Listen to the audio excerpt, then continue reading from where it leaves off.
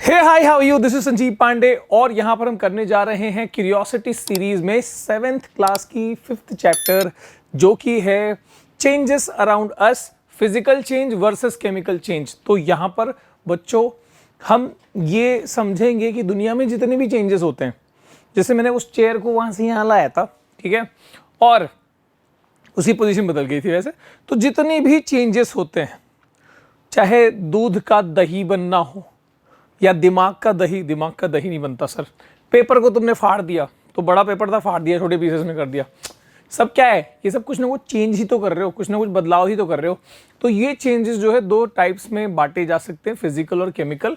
और उसके मतलब हमारे आसपास में ऐसे जो भी चेंजेस होते हैं उसके बारे में हम इस चैप्टर में डिस्कस करेंगे। मजा आ रहा होगा, इसकी गारंटी है। और अगर आ गया होगा ना तो फिर उसके बाद तुम कमेंट करके बताना, ठीक है, बहुत जरूरी है ये। तो जैसे कि तुम यहां पर देख पा रहे हो कि इसके अंदर हम क्या पढ़ेंगे, तो भाई देख लो, पहले सबसे पहले शुरू कर लेते हैं सीधे, है ना। यहाँ वहां की बातें क्यों हो रहे हैं हम। चार बच्चे अपनी अपनी देखो कुछ कुछ चीजें बता रहे हैं, क्या क्या चेंज उन्होंने ऑब्जर्व करा। I placed a cube of ice का एक क्यूब रखा भाई मैंने, और ये क्या कह रहा है, here half an hour ago, आधे घंटे पहले, it has now become water. क्या बात है यार, मैंने इधर बर्फ रखा और बर्फ जो है वो क्या बन गया, वो पानी बन गया। तो बर्फ तो पानी बनेगा ना, बर्फ मेल्ट होता है ना सर, ये तो पता है, पर वही तो चेंज है जिसकी बात करने हैं अपन, समझ रहे हो बात को।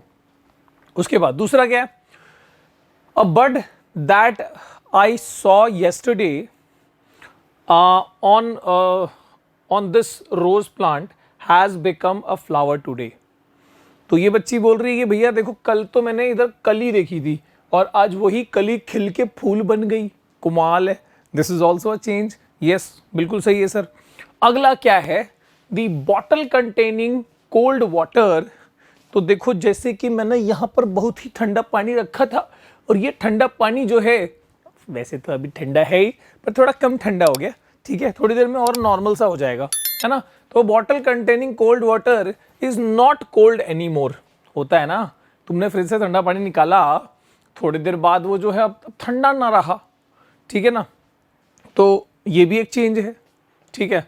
अरे एक बहुत बड़ा चेंज पता है क्या है, तुम बच्चे से बड़े हो रहे हो, बचपन में कैसे नन्हे मुन्ने लगते थे रे बाबा, छोटे छोटे हाथ, छोटे छोटे पाँव, अब कैसे बड़े हो गए। This is also a change, ठीक है। उसके बाद यस, एक ये आखिरी बच्चा क्या बोलते हो यहाँ पर, yesterday I saw some brown spots on banana, today but today it has more brown spots and a strong smell. तो बनाना खराब हो गया, अरे बाबा ये तो पता है, बट ये सारे चेंजेस की बात हो रही है, ठीक है। ऐसे कुछ चेंजेस, इसमें से कौन से फिजिकल में आएंगे, कौन से केमिकल चेंजेस होंगे। अरे फिजिकल केमिकल चेंज होता क्या, हमको कुछ नहीं पता ना, तो वही तो सिखाने आया हूं मैं। तो ध्यान से देखना पड़ेगा ना एंड तक, नहीं तो तुम जाओगे इधर उधर घूमते रहोगे, बोले अरे कुछ समझ नहीं, ऐसे कैसे, थोड़ा सा खाना पड़ेगा उसके लिए। लेट मी ईट। कि हमारे प्रणव सर का ड्राई फ्रूट है यार, खाना पड़ता है, कभी कोई भूख लग जाती है, सकाळी सकाळी काय सांगायचं तुम्हाला, जरूरी है बाबा। चेंज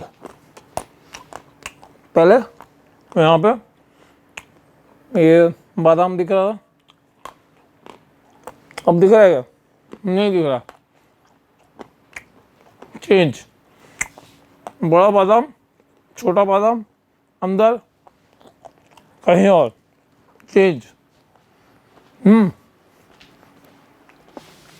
तो ये सब चेंजेस ही है जिसके बारे में हम सीख रहे होंगे। चेंज, यस, भूख लग जाती है भैया, खाना पीना चाहिए। सुबह सुबह शूट करता हूँ मैं, जब तुम उठे भी नहीं होगे तब तक शूट हो रहा होता है। नहीं सर मैं तो उठ जाता हूँ, स्कूल होता है, ठीक है ना भाई। तो ठीक है, यहाँ देखो, यहाँ पर let us think and reflect. Observe करना है जो भी चेंजेस हमारे आसपास में होते हैं, उसके बारे में तुमको बताना है। So various changes happening around us, some of them are listed here. You may notice that something is changing in each case. हर केस में कुछ ना कुछ चेंज हो रहा है। Take a moment to reflect on the changes in each case, record your observation. तो जो भी चेंजेस है उसके बारे में ऑब्जर्वेशन बतानी है। जैसे कि मेल्टिंग ऑफ आइस क्यूब जब मेल्ट हो रहा है, जब वो आइस मतलब सॉलिड से जब वो लिक्विड में बदल रहा है, आइस जब वाटर में बदल रहा है, उसका ऑब्जर्वेशन क्या है? Yes, ice is getting converted into water, that is the solid form is getting converted into liquid form. यही तो ऑब्जर्वेशन है। ऐसे लिखो, चॉपिंग ऑफ वेजिटेबल, अरे भाजी टेबल लिया और उसको कटिंग कर दिया तो पूरा अक्खा जो भाजी टेबल था वो कट करके छोटे छोटे पीसेस में कर दिया तुमने, दिस इज द ऑब्जर्वेशन। तो द शेप हैज चेंज, है ना, साइज हैज चेंज। इसके बाद क्या है? बॉइलिंग वाटर, पानी को बॉईल करना मतलब क्या? पानी को बॉईल करके मतलब हीट करके उसको वेपर में बदल देना, this is, so the liquid is getting converted to vapour, इसमें ये ऑब्जर्वेशन है। अगले वाले में making popcorn from the corn, corn से पॉपकॉर्न बनाया, वाह, कॉर्न डाला, फट फट फट फट के वो पफ आउट हो गया, पूरा पफ्ड पॉपकॉर्न बन गया वो, वाह, यही तो चेंज है। छोटा छोटा ग्रेन था, अब वो पफ होके पॉपकॉर्न बन गया, this is the observation. Cutting है ना, उसका साइज भी तो चेंज हुआ, है ना, साइज इंक्रीज हो गया, उसका अपीयरेंस बदल गया, पहले वो ब्राउनिश था, पूरा पूरा वाइट वाइट सा हो गया। अगला है cutting a piece of paper, paper था बड़ा, उसको कट कट करके छोटे पीसेस, छोटे शेप, छोटे साइजेस में, अलग अलग शेप में कन्वर्ट कर दिया। Adding beetroot extract to water, beetroot extract को पानी में मिक्स कर दिया तो पानी जो ट्रांसपेरेंट था अब लाल हो गया, ठीक है। बर्निंग वुड, लकड़ी को जला दिया तो लकड़ी जो एकदम इंटैक्ट ब्राउन था वो जला के एकदम ऐश बन गया, है ना, थोड़ा ब्लैकिश हो गया वो। इसके बाद सारी ऑब्जर्वेशन तो बता रहा हूँ। ड्राइंग वेट क्लोथ्स, तो कपड़े गीले थे उसको सुखा दिए, सूख गए, गीले से सूख गए, दैट इज अनदर ऑब्जर्वेशन, ठीक है। अगला है making small balls of dough, आटे का छोटा छोटा लोई बना दिया, दैट इज ऑल्सो चेंज, है ना, उसका शेप साइज चेंज हो रहा है। इसके बाद rolling small balls of dough into chapatis, अब वो छोटे छोटे जो लोई थी उसको रोल करके तुमने उसका चपाती बना डाला, तो यानी कि उसका क्या हुआ? शेप हैज चेंज, है ना, उसका appearance will also change when you cook chapati and all, ठीक है। तो ये सारी ऑब्जर्वेशन देख ली सर हमने। अब यहाँ पर एक बात क्या गौर करने वाली है, वो क्या है? देखो, you might have notice that these changes could be in shape, size, smell और अदर प्रॉपर्टी ऑफ सब्सटेंस। जो भी हमने चेंजेस यहाँ देखे, चाहे वो मेल्टिंग ऑफ आइस था, बॉइलिंग ऑफ वाटर था, या रोलिंग ऑफ चपातीस था, डो इनटू चपातीस, ठीक है, या फिर कोई भी चेंज, ठीक है, वो जनरली क्या है? Could be in size, shape, smell और अदर प्रॉपर्टी, इसी में कुछ चेंज हुआ होगा। Can you think of some other changes that happen in your surrounding? Make a list of that too. बनाओ भाई, क्या दिक्कत है? बहुत चेंजेस हो रहे हैं भाई दुनिया में, क्या चेंज ही तो चेंज है, चेंज ही अपने आप में चेंज हो रहा है, वाह। We observe that changes occurring around us with the help of our senses. Generally हम चेंजेस को कैसे ऑब्जर्व कर पाते हैं? या तो हम देख पा रहे हैं हमारे आई साइट से, या तो हम चेंजेस को स्मेल कर पा रहे हैं, जैसे बनाना जो है खराब हुआ तो उसका स्मेल से हमको पता लग गया भाई चेंज हुआ है, ठीक है। या फिर हम टच करके फील कर पाते हैं कि पहले वो मतलब जैसे वो फ्रूट है, फ्रूट कच्चा था, कच्चा आम है तो कड़क होगा, पक जाएगा तो नरम हो जाएगा, वो चेंज को हमने टच करके फील किया, है ना, स्मेल करके, टच करके, सुन के चेंजेस पता लगेंगे कि भाई कुछ बदलाव आ रहा है, साउंड के थ्रू भी पता लगेगा। सर ऐसा हो सकता है कि साउंड वाला एग्जांपल में क्या हो सकता है चेंज में कि हाँ, जैसे मेरी आवाज़ जो आ रही है, अगर गला बैठ गया मतलब गले में कुछ प्रॉब्लम हो गया तो साउंड बदल जाएगा, तुमने सुन के ही तो पता लगा ना तुमको, अदरवाइज थोड़ी पता लगता, है ना। सो कमाल है यार, कमाल है, दैट इज ऑल्सो चेंज, वो भी तो चेंज है, ठीक है। टेस्ट में चेंज आ जाना, खाना जो है रात का था, सुबह उसको चावल को फ्राई किया, हो सकता है वो कल रात का भी नहीं था, कल दिन का था या परसों रात का था, तो मतलब कल तक तो ठीक था, अब उसका स्मेल जो है वो स्मेल भी बदला है और टेस्ट भी बदल गया, तो यानी खराब हो गया, पता, टेस्ट से भी पता लग रहा है change. Can we arrange these changes into the category, जो भी चेंजेस जो तुमने ऑब्जर्व करे उसके हिसाब से फिर ये बाय साइट देख के तुम कौन से चेंजेस को ऑब्जर्व कर पा रहे हो, स्मेल के थ्रू किसको डिटेक्ट कर पा रहे हो, ऐसे सारे को कैटेगराइज किया जा सकता है। Let us try to answer these questions. किधर गया रे बाबा? अब यहां पर आ गया कुछ जबरदस्त चीज। अब यहां से हम शुरू करेंगे, ध्यान देना, बहुत ध्यान से देखना। तो कुछ नहीं है भैया, मतलब जो क्राफ्ट टाइप पेपर आता है उससे कट करके डिफरेंट शेप के यहाँ पर, है ना, ऑब्जेक्ट्स बना दिए गए हैं पेपर को कट करके। अ सब्सटेंस में change in the appearance but remain same. दिखने में तो पेपर का तुमने यहाँ पर पैरेट बना दिया, पेपर का तुमने बोट बना दिया, पेपर का तुमने बर्ड बना दिया, पेपर का केकड़ा बना दिया, हर चीज यहाँ बना दी। पर क्या हम इन पेपर के जो फोल्ड करके हमने बनाया, क्या उसको हम अनफोल्ड करके वापस वो पेपर नहीं ला सकते क्या? नॉर्मल है ना, फोल्ड करके हमने बनाया, उसको अनफोल्ड कर दिया, वापस से नॉर्मल हो गया। तो यानी ये ऐसे चेंजेस हैं जो अपीयरेंस में चेंज तो हुआ है बट है तो वो पेपर ही, तो यानी क्या, दे रिमेन सेम, पेपर ही है वो, है ना। तो और इवन हमने ये देखा कि भाई उसको हमने वापस पेपर अनफोल्ड करके पेपर बना सकते हो। आगे खैर उस पर डिस्कस करेंगे। अगली चीज क्या बताइए, प्लेइंग विद अ बलून, जिसमें ये बोला है कि सर हमने बलून लिया, उसको फुलाया, बलून फूल गया, वापस से उसको दबा के रखा है, तब तक वो फूला हुआ है, उसके माउथ को दबा के रखा है। जैसे उसके माउथ को रिलीज करेंगे सारी हवा बाहर चली जाएगी, बलून वापस से नॉर्मल हो जाएगा, अनइन्फ्लेटेड बलून। ठीक है, तो जैसे वो बीच में सिर्फ स्वेल हुआ था या फिर इन्फ्लेट हुआ था, बाद में वापस पहले ऐसा हो गया। ठीक है, पर जैसे ही हवा एस्केप आउट होगी बलून वापस आ गया। पर इसमें एक और बात क्या है, टेक अनदर बलून, एक और बलून लो, इन्फ्लेट करो, ठीक है, और उसके ओपनिंग को ग्रिप बांध दो उसको। अब ये फूला हुआ बलून है, अब इसमें छोटा सा एक सुई लिया और उसको ठप, बलून फूला हुआ था, हमने सुई लिया, हमने ठप, बलून फट गया। अब क्या वो वापस से पहले वाला बलून है क्या? फट गया अब उसमें हवा थोड़ी भर सकते। अब दिस हैज, अब ये बदल के ये अलग सिनारियो हो गया। एक तो ताकि हवा हमने वापस से वहीं से निकाल दी और दूसरे केस में क्या हुआ कि वो बलून ही फट गया। Now it is not the original balloon.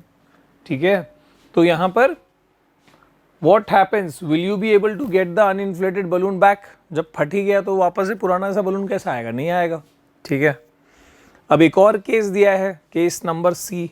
ए में था पेपर वाला, बी में था बलून वाला, याद रखो। सी में देखते हैं क्या है, C for chalk, B for balloon, C for chalk. Let me have a water. पानी की पता कितनी जरूरत है, खा के और पानी ना पियो तो चलते नहीं है।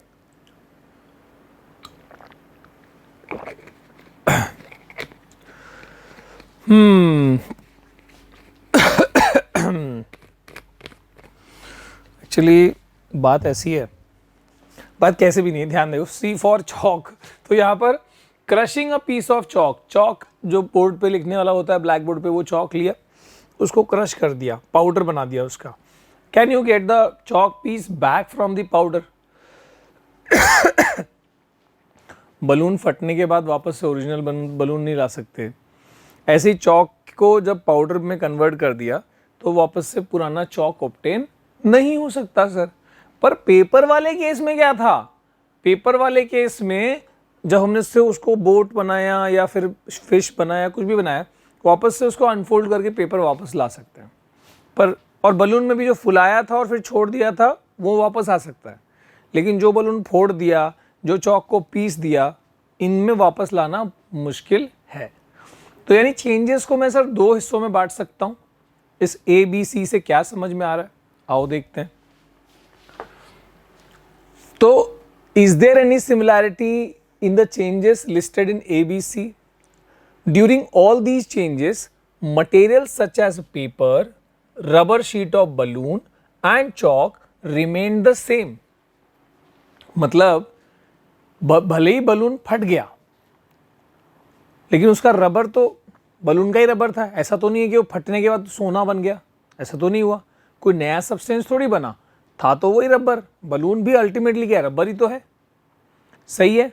और जो चौक हमने पीस दिया, जो चौक हमने पीस दिया, पाउडर बना दिया, पर वो पाउडर भी उसी मटेरियल का है जिस मटेरियल का चौक था। तो यानी सब्सटेंस वाइज, मटेरियल वाइज या केमिकली वो है एक ही चीज, भले उसको हमने अलग फिजिकल अपीयरेंस में ले आए, पर वो ओरिजिनली वही चीज है। जैसे बलून फटने के बाद भी रबर ही था, ठीक है, और पहले भी, और चौक जब चौक था तब भी वो कैल्शियम कार्बोनेट का था, पीसने के बाद भी वो उसी मटेरियल का है। तो यानी केमिकली वो कोई चेंज नहीं हुआ, केमिकली उसमें वो वही है, सेम कंपोजिशन है उसका। नाउ तो इट रिमेन द सेम, है ना, ओरिजिनली वो ही था, ठीक है। दो देयर अपीयरेंसेस यानी शेप साइज में भी चेंज, तो यानी कि यहाँ पर जैसे चौक का शेप साइज बदल गया, ऐसे बलून जब फट गया वो अपीयरेंस बदल गया उसका, लेकिन अंदर से वो वही था, ठीक है। You may also recall from the grade 6 science textbook curiosity that क्या पढ़ा था भाई, याद करो, पढ़ा था क्या, water can exist in different states। water जो है वो solid state में, liquid state में, gas state में exist कर सकता है and can change from one state to another, और एक स्टेट से दूसरे स्टेट में बदल सकता है। जैसे वाटर को हम आइस के फॉर्म में देखते हैं, फ्रीज करके मेल्ट हुआ तो वाटर बन गया, और उसको बॉईल किया तो वाटर वेपर बन गया। तो यानी लिक्विड, सॉलिड, लिक्विड और गैस तीनों स्टेट में हम उसको देख पाए, पर ओरिजिनली है तो वाटर ही। वाटर का फॉर्मूला पता है H2O। सर ये क्या, अरे पढ़ो आगे, रहने दो, अभी केमिकल फॉर्मूला आगे पढ़ोगे, ऐसे बता दिया, ठीक है। तो केमिकली तो वही चीज़ है। इसके आगे, in all these cases although we observe a change in the appearance, appearance में भले चेंज आया बलून में या फिर चौक में या फिर वाटर में, only the appearance, no new substance is form. बहुत इंपॉर्टेंट बात को समझना है कि यहाँ पर क्या नहीं हुआ, क्या मतलब क्या हुआ एग्जैक्टली, कोई भी नया सब्सटेंस फॉर्म नहीं हुआ। और ऐसे वाले change, such changes in which only physical properties like shape, size and state of the substance change are called physical changes। ऐसे वाले चेंज को क्या कहेंगे, physical changes कहेंगे। Let us explore a different type of change। चलो अब थोड़ा अलग टाइप ऑफ चेंज की बात करते हैं। हमने यहां पर फिजिकल चेंज पढ़ लिया, वापस से इसको इंपॉर्टेंट है रे बाबा, सारे टीचर लोग यानी सारे बच्चे लोग ध्यान से देखने का, पूरा चैप्टर में दो ही मेन चीज बताने वाले हैं हम, इसको इंपॉर्टेंट का साइन है बाबा। Changes in which only physical properties like shape, size and state of substance change, and इसमें एक और चीज ऐड कर सकते हो, and no new substance is formed, no new substance is formed, ठीक है। Such changes are called physical changes. खाली फिजिकल लेवल पे चेंज हुआ है, ठीक है, या तो सॉलिड से लिक्विड बन गया, लिक्विड से गैस बन गया, या फिर वो शेप बदल गया, साइज बदल गया, है ना, उसका फिजिकल अपीयरेंस बदल गया, उस तरह की चीज हुई है। आगे, अ सब्सटेंस में change in appearance and not remain the same. हमने पिछले वाले में क्या देखा कि भाई अपीयरेंस बदल गया लेकिन सब्सटेंस वही था, रिमेन द सेम। अब यहां पे क्या बोल रहे हैं, नॉट रिमेन द सेम। तो सर क्या यहां पे हमने पहले पिछले वाले को फिजिकल चेंज बोला, क्या यहां पर केमिकल चेंज होगा? बिल्कुल होगा यार।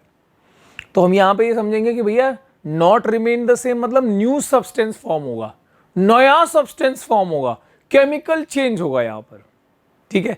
केमिकल चेंज की बुनियादी बात बताऊं क्या, फंडामेंटल बात यह है कि इसके अंदर ना केमिकल रिएक्शंस हो जाते हैं। रिएक्शंस, केमिकल रिएक्शन होने के बाद ना नया सब्सटेंस बन जाता है और उसी को केमिकल चेंज बोलते हैं सर। आओ देखते हैं यार, ठीक है। Activity 5.3 let us explore. Take 2 glass tumblers और small transparent bottles, mark them A and B, ठीक है। 2 ग्लास टम्बलर ले लिया, ठीक है, उसको मार्क कर दिया A and B. Fill 1/4 of the glass tumbler A with tap water and 1/4 of the glass tumbler B with lime water। क्या ले लिया, 2 ग्लास लिया, एक में नॉर्मल पानी है ना, वाटर जो कि पीते हैं हम पानी, और दूसरे वाले में 1/4 भरना है, पूरा नहीं भरना है, सिर्फ थोड़ा सा नीचे, ठीक है। और दूसरे वाले में लाइम वाटर, लाइम वाटर मतलब नींबू पानी नहीं होता, फिर बता रहा हूँ गड़बड़ नहीं करना। लाइम वाटर मतलब चूने का पानी, और पान वाले के पास जो चूना होता है ना, उसको पानी में एकदम बढ़िया घोल दिया जाता है, इतना घोल दिया जाता है, इतना घोल दिया जाता है कि पानी ट्रांसपेरेंट हो जाता है। How to make lime water, ये मेरे ख्याल से हमने अर्लियर क्लास में पढ़ा हुआ है, ठीक है, अर्लियर सेशंस में पढ़ा हुआ है, ठीक है। तो एक में हमने 1/4 मतलब 2 ग्लास लिए, एक में 1/4 पानी है, दूसरे में 1/4 लाइम वाटर है, चूना पानी है, ठीक है। दोनों दिखने में ट्रांसपेरेंट है, हाँ, दिमाग में कंफ्यूजन नहीं, दोनों दिखने में पानी जैसा ही ट्रांसपेरेंट है। यू कैन नॉट डिफरेंशिएट कि इसमें पानी खोने और लाइम वाटर। तुमको मजाक लगता है, चलो मैं लेता है, रे बाबा इसमें पानी लेता है, यानी दूसरे वाले में लाइम वाटर लेता है, पर तुमको पता है ना कि मैं बोलने का मतलब मैं थोड़ा सा चीटिंग करते। पर अगर तुम ऐसा लोगे तो 1/4 नहीं है, वैसे तो हाफ चीयर्स। तो यहाँ पर अगर 1/4 लिया होता, एक और ग्लास नहीं खाली करने का, ठीक है, तो तुम बता नहीं पाओगे ऐसे कि किसमें पानी है किसमें लाइम वाटर है, ठीक है। ऐसे इसमें दोनों में वाटर लिया मैंने, यार चीटिंग। पर लाइम वाटर भी पानी की तरह होता है, ये बताने का मतलब है। बात समझो, बातों पे ध्यान दो, भावनाओं पे ध्यान दो, एकदम ऐसे वर्ड्स नहीं पकड़ने का, ठीक है। अच्छा सर, 2 ग्लास में हमने ऐसे कर लिया, 1/4 ले लिया। नाउ ब्लो एयर, अब एक स्ट्रॉ लेना है और स्ट्रॉ से मुंह से हवा फिल करनी है, बुड़ स्ट्रॉ है कि यहाँ पे, या इधर कहाँ से स्ट्रॉ आएगा, तो उसमें से हवा ब्लो करनी है स्ट्रॉ लेके। क्या होगा, बुलबुले आएंगे सर, और क्या होगा पानी वाले में तो बुलबुले आएंगे और कुछ नहीं होगा। सो वो कर लिया भैया, blow air one at a time, ऐसा नहीं कि दोनों में हवा ब्लो कर रहे, पहले एक में थोड़ा देर रुका, थोड़ा देर कर रहे कंटिन्यूस, फिर दूसरे वाले में, ठीक है। यूजिंग सेपरेट स्ट्रॉज, दोनों के स्ट्रॉज भी अलग अलग। कॉज डू नॉट सक दी वाटर और lime water while doing this. पता चलो तुम उसको स्ट्रॉ देखते तुमको लगा ये तो ऑरेंज जूस है, भाई वो चूना पानी है, वेरी खतरनाक, नॉट जोकिंग मतलब, ठीक है। तो उसको ये नहीं लेना है, इनहेल नहीं करना है, सिर्फ उसमें हवा ब्लो करनी है, बुड़ करना है उसके अंदर, ठीक है। मेक श्योर कि वो अंदर ना आए, ठीक है। तो उस तरीके से जब हम करेंगे थोड़ी देर पानी में कोई चेंज नहीं आएगा, पानी में सिर्फ बुड़ हो रहा है, लेकिन दूसरे वाले में यानी बी वाले टम्बलर में, बी वाले ग्लास में क्या होगा कि वो थोड़ी देर बाद जब बुड़ करके थोड़ी देर बाद छोड़ दोगे तो वो वाइटिश हो जाएगा, मिल्की हो जाएगा, क्योंकि हमने पढ़ा है कि लाइम वाटर टर्न्स मिल्की कब, जब उसमें कार्बन डाइऑक्साइड पास करते हैं। हम लोग क्या एक्सेल कर रहे हैं, मेजरली कार्बन डाइऑक्साइड, ठीक है। तो ऐसे कुछ चीजें होंगी सर। तो यहाँ पर देखो, एक वाले में तुमने क्या किया, सिर्फ पानी है, it is just containing, tumbler A में वाटर है, इसमें बबल किया, सिर्फ बबल बुड़ हो रहा है। इसमें जो हवा ब्लो किया है, क्योंकि तुम्हारे हवा में कार्बन डाइऑक्साइड है तो दोनों केस में, पर दिस इज नॉर्मल वाटर, इसलिए ये मिल्की नहीं होगा। Since this is lime water, carbon dioxide pass होके रिएक्शन होती है, पता है ना, लाइम वाटर, कार्बन डाइऑक्साइड जो है वो उस कैल्शियम हाइड्रोक्साइड या लाइम वाटर के साथ रिएक्ट करके वाइट कलर का पार्टिकल बनाता है, इसलिए ये जो ट्रांसपेरेंट चीज़ दिख रही थी ये अब मिल्की हो जाएगी, ठीक है। तो do you notice any change, तो हाँ वही बोला है कि in glass tumbler A blowing air into the water creates bubble and there is no change in the appearance of the water. In glass tumbler B blowing air into the lime water creates bubble, हाँ वो तो bubble यहाँ भी होगा, and turns the lime water milky, cloudy, whitey, ठीक है, whitey बोल रहा हूँ। If we leave it for some time, the white, तो ये जो milky हुआ ना, इसको थोड़ी देर छोड़ दोगे तो इसका वाइट पार्टिकल नीचे सेटल होगा, white substance settles at the bottom of the glass tumbler, यहाँ पे नहीं, वाटर वाले में नहीं, लाइम वाटर वाले में, ठीक है। Indicating something new has formed, कुछ नया सब्सटेंस फॉर्म हुआ है लाइम वाटर वाले केस में। क्यों? क्योंकि हमने कार्बन डाइऑक्साइड पास किया, लाइम वाटर उससे रिएक्ट करता है, कुछ नया सब्सटेंस फॉर्म हुआ, केमिकल रिएक्शन हुआ है यहां पर। और ऐसे वाले चेंज को जिसमें नए सब्सटेंस फॉर्म होते हैं सर, इनको केमिकल चेंज कहा जाता है। Such changes in which one or more new substance are formed are called chemical changes. New substances are formed through the process are called chemical reaction. जो process से नया substance बना उसको chemical reaction कहते हैं। ठीक है, तो याद रखना कभी भी chemical change will always involve chemical reaction. बिना केमिकल रिएक्शन के केमिकल चेंज थोड़ी होगा। ठीक है, नया सब्सटेंस थोड़ी फॉर्म होगा ऐसे। ठीक है, ये बात तो समझ आ गई सर। तुम बोलोगे अरे सर क्या बात कर रहे हो, फिर तो ऐसे आइस जो है, अगर मैं बोलूं कि आइस एक सब्सटेंस है क्योंकि वो सॉलिड है और जब वो मेल्ट हो रहा है तो वाटर बन जा रहा है तो दूसरा सब्सटेंस है, इसमें कोई रिएक्शन नहीं हुआ, वो सिर्फ टेम्परेचर की वजह से वो वही H2O है जो सॉलिड में था और फिर ये लिक्विड में आ गया। नया सब्सटेंस नहीं फॉर्म हुआ। Water is not a new substance as compare to ice, दोनों H2O ही है केमिकली। ठीक है, यहां पर नया सब्सटेंस फॉर्म हुआ है ना। सो सच चेंजेस इन विच, डेफिनेशन है भैया फिर से important, such changes in which one or more new substances formed are called chemical changes. New substances are formed through a process and what is that process? Chemical reaction.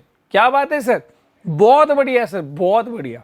आगे इन this change, जो हम यहां पर बात कर रहे हैं lime water वाले केस में, इन this change carbon dioxide forms, carbon dioxide from the air you breathe out, exhale, reacts with lime water in this change। क्या मैं बता ही रहा था ना यार, कार्बन डाइऑक्साइड फॉर्म जो हमने जो एक्सेल किया वो बेसिकली क्या हुआ, वो लाइम वाटर से रिएक्ट किया, reacts with lime water and form a new substance, new white colour substance. और वो व्हाइट कलर सब्सटेंस क्या होता है, मैं कह ही रहा था कैल्शियम कार्बोनेट बना है, that is insoluble in water, इसलिए वो व्हाइट पार्टिकल नीचे स्लोली सेटल होगा। Therefore the liquid in the bottom appears milky. ठीक है, liquid in the bottle appears milky, और थोड़ी देर छोड़ोगे तो अपने आप वो व्हाइट पार्टिकल नीचे जमा होके दिखेगा कि हाँ कुछ तो नया व्हाइट फॉर्म हुआ है। Along with this a small amount of water is also formed. This formation of new substance indicate chemical change. याद रखना क्या है chemical change? Formation of new substance through a chemical reaction. तो ऐसे बोल सकते हो कि या तो नया सब्सटेंस फॉर्म हुआ है, और नया सब्सटेंस फॉर्म किया होता है सर केमिकल रिएक्शन से, तो जहां भी केमिकल रिएक्शन है वो केमिकल चेंज है।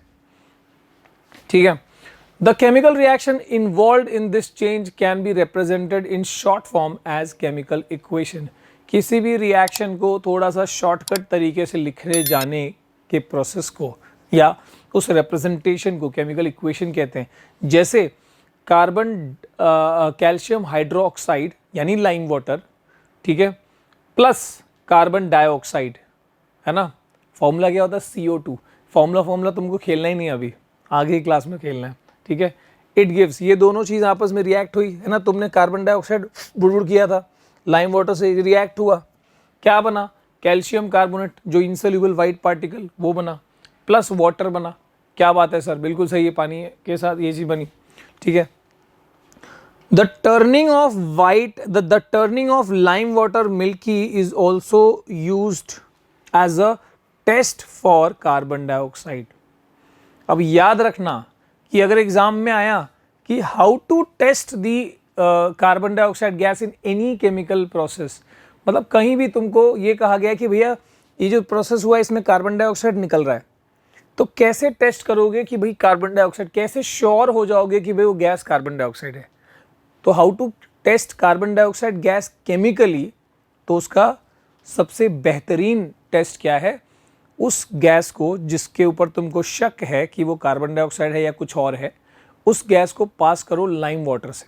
अगर लाइम वाटर मिल्की हो जाता है तो वो जो गैस है वो कुछ और नहीं हो सकता, वो it has to be carbon dioxide. ठीक है, let us explore this with another activity using some substance from our kitchen। तो अब यहाँ पर हम वाकई में हम ये करके देखने वाले हैं और बहुत मज़ा आएगा कि कार्बन डाइऑक्साइड गैस इवॉल्व होगा और उसको हम लाइम वाटर से पास करके देखेंगे।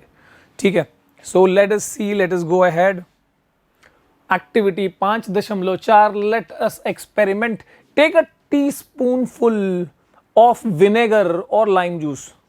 घर पे विनेगर होगा तो विनेगर यूज करो, नहीं तो नींबू का जूस स्क्वीज करो थोड़ा सा, ठीक है, और एक पूरा चम्मच जो है ना भर के वो ले लो। तो दोनों मतलब कि एसिड ही है बेसिकली, चाहे विनेगर हो चाहे लेमन जूस, एसिड लिया हमने, ठीक है, इन अ टेस्ट ट्यूब। कौन सा अंट-पंट एसिड नहीं है, घरेलू यही, इसमें से कुछ है, या तो ये या तो ये, ठीक है। एक टेस्ट ट्यूब में लो, अरे छोड़ो टेस्ट ट्यूब यार, एक बॉटल में छोटा वाला वो 1 लीटर का आता ना, आधा लीटर या फिर पाव लीटर का जो पानी का बॉटल प्लास्टिक हो, उसमें भरो, ठीक है। Add a pinch of baking soda. क्या डालना है?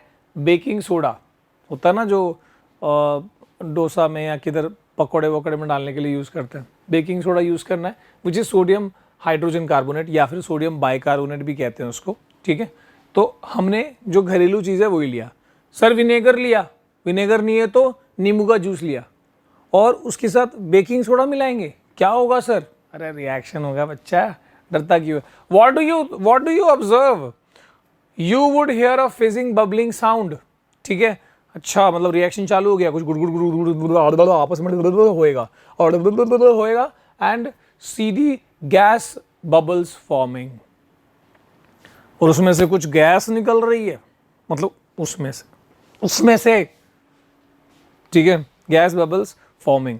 पास this gas through freshly prepared lime water. अब ये जो गैस फॉर्म हो रही है उसको लाइम वाटर के साथ में पास करना है। फ्रेशली प्रिपेयर्ड क्यों बोलते पता है क्या? नहीं तो कितना कार्बन डाइऑक्साइड हवा में ही उससे वो ऐसे ही वाइट हो जाएगा, इसलिए freshly prepared lime water transparent रहेगा। अब ये जो रिएक्शन हुआ है किसका? विनेगर और बेकिंग सोडा का, इससे गैस निकली है, वो CO2 है कि नहीं पता चलना चाहिए, इसको हम लाइम वाटर से पास कर रहे हैं। और सर क्या होने वाला है? देखो ना भाई, तुमको क्या बताओ, पहले ये देखो, छोड़ो टेस्ट ट्यूब नहीं है ना, छोड़ो। इसमें हमने क्या लिया सर? इसमें हमने क्या लिया? इसमें लिया है विनेगर प्लस, अरे क्या था विनेगर के साथ?